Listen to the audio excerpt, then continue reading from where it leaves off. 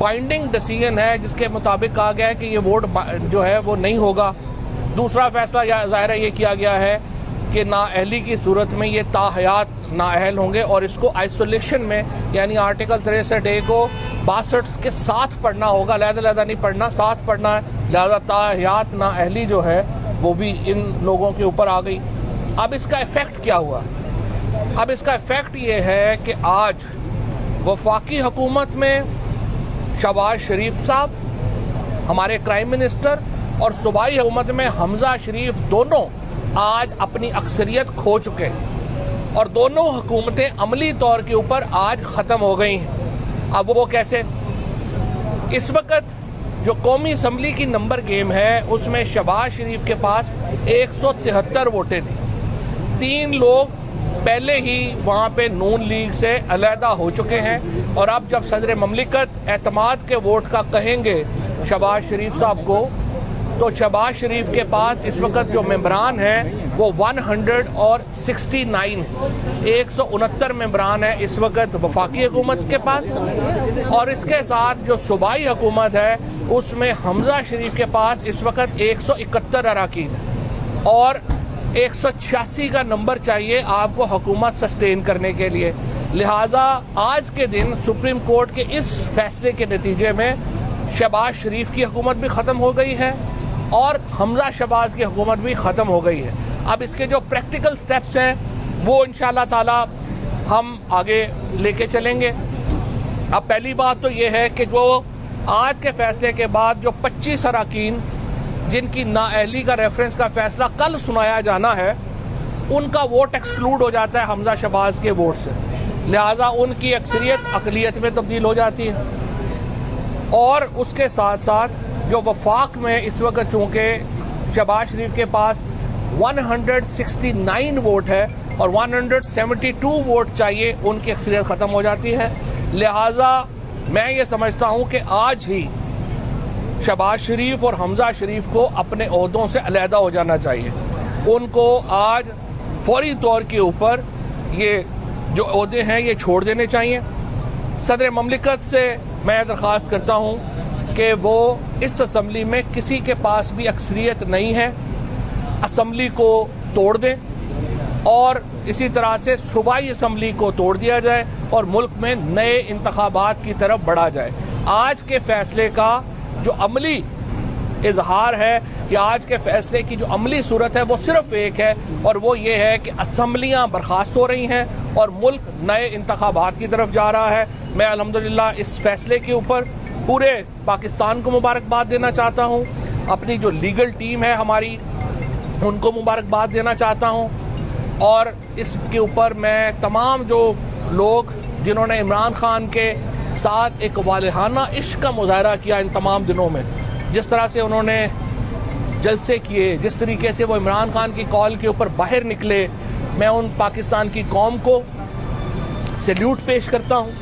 उनको ये असल विक्ट्री उन लोगों की है, असल ये जो जीत है ये उन करोड़ों लोगों की है जिन्होंने इस मौके के ऊपर तहरीके इंसाफ का और इमरान खान का साथ दिया और अल्हम्दुलिल्लाह ये हुकूमत अब प्रैक्टिकली जो है वो ख़त्म हो गई है और अमली सूरत में अगले 1-2 दिनों में खत्म हो साहब एक ये बता दीजिएगा कि एक तो जो ताहयात नहली वाली बात है वो उन्होंने वापस पार्लियामेंट की जानिब भेजी है, उसके ऊपर ताहयात नहली पर फैसला नहीं दिया, उसको पार्लियामेंट कैसे देखेगी? और दूसरा जो इलेक्शन कमीशन ने कल पंजाब की नहली के हवाले से अरकान का फैसला देना था उसकी कॉज लिस्ट भी चेंज कर दी गई है और उसके हवाले से कहा गया कि उसको कल की जो कॉज लिस्ट है उसमें ये फैसला मौजूद नहीं है, ताहम इलेक्शन कमीशन दे सकता है, नई कॉज लिस्ट दोबारा जारी हो सकती है। इसकी क्या वजह है? देखिए वो अब इररिलेवेंट हो गया है। फॉर अगर आपने इन लोगों की, अब तो सिर्फ एक ही सवाल है ना कि ये लोग जो है ये ताहयात नाअहल है या अभी नाअहल, अभी तो ये तो कंफर्म हो गया ना कि अभी ये नाअहल है।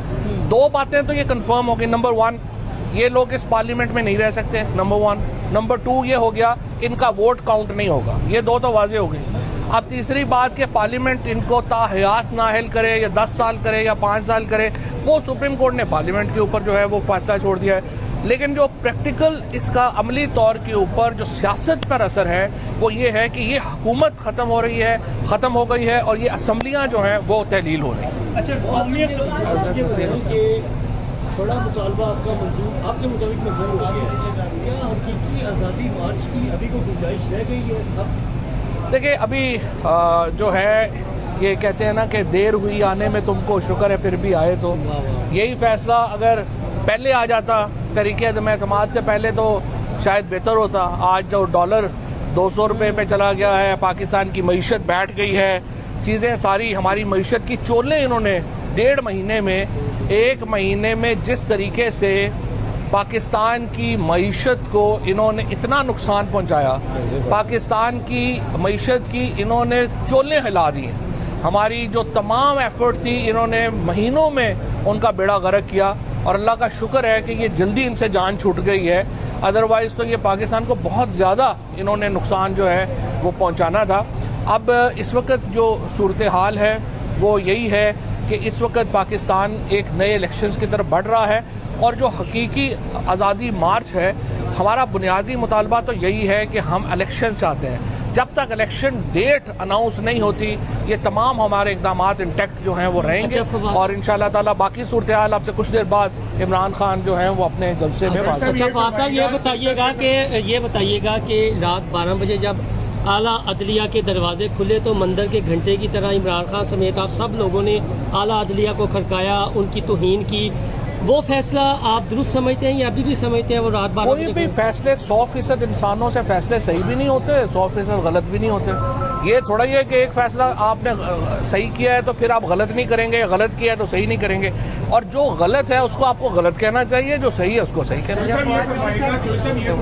कि इलेक्शन कमीशन की जानिब से ये कहा जा रहा था कि उन्हें वक्त चाहिए अक्टूबर या नवंबर तक, क्या आप समझते हैं अगर वो वक्त मांगते हैं उनको दिया जाएगा या नहीं? कोई वक्त नहीं है जी। पाकिस्तान का आइन का आर्टिकल 218 बिल्कुल वाज़ेह है। उस आइन के आर्टिकल 218 के मुताबिक 90 दिनों में आखिरी मरदमशुमारी के मुताबिक जो हल्का बंदी हुई है उसके मुताबिक आपने इलेक्शंस करवाने हैं। सो तमाम जो हल्का बंदियां हैं वो इस वक्त आखिरी मरदमशुमारी के मुताबिक हुई हैं। कोई इसमें ज़रूरत नहीं है किसी मामलात की, और जो इस्लाहात भी यही सवाल जो है ना थोड़ा डिफरेंट तरीके से कि चीफ इलेक्शन कमिश्नर के खिलाफ एक बाकायदा कंपेन चलाई गई और उसमें बहुत सारी बातें सच भी थी।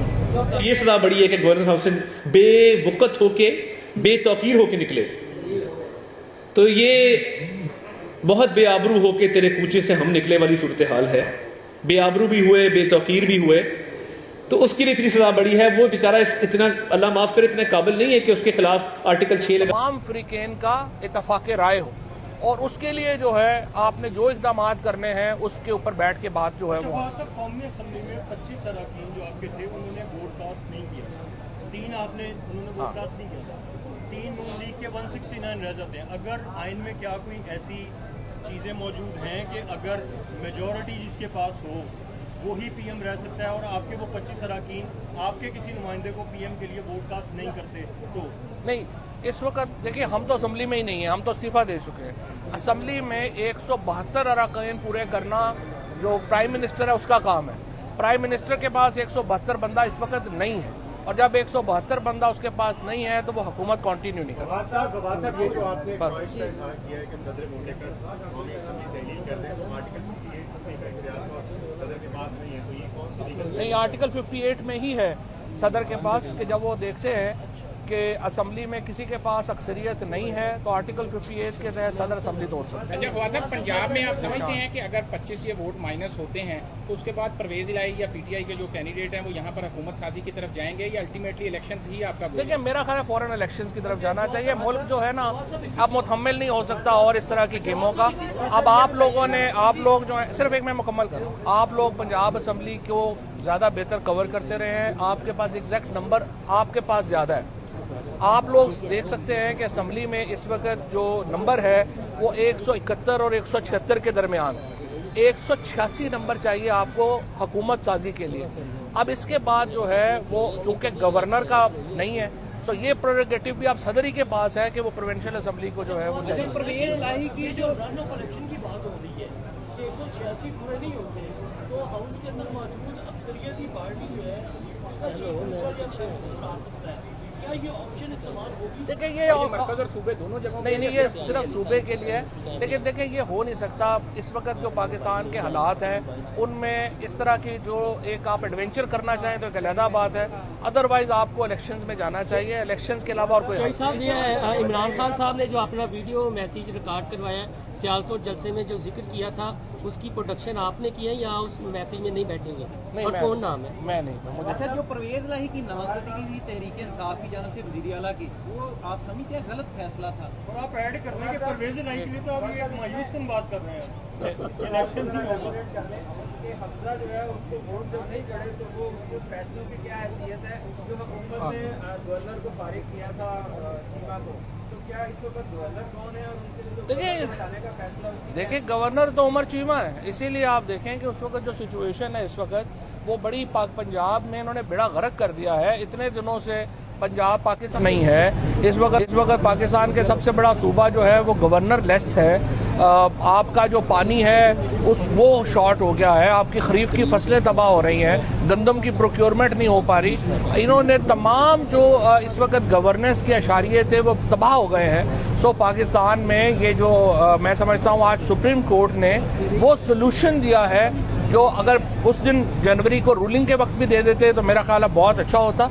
लेकिन 12 देर आए दुरुस्त आए, सुप्रीम कोर्ट ने ये जो सोल्यूशन अब ये जो आज फैसला किया है उसमें उन्होंने कह दिया है कि ये वोट काउंट नहीं हो सकते। जब वोट काउंट नहीं हो सकते तो वाहिद हाल ये है कि असम्बलियाँ बर्खास्त करके नए इलेक्शन कराएं। आप एक लॉयर हैं, नो कॉन्फिडेंस ने मुल्क की पूरी सियासत को घुमाया। आप समझते हैं कि अगली दफा जब पार्लिमानी निजाम में आप लोग मेजोरिटी देते हैं या कोई और देता है तो इसके लिए इसको बाकायदा तौर पर आइन से ही खत्म करना आइन में नो कॉन्फिडेंस बड़ी एलेबोरेट है।